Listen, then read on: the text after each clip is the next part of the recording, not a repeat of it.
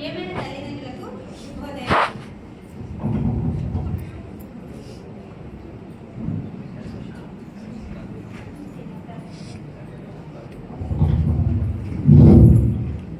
ప్రియమైన తల్లిదండ్రులకు శుభోదయం.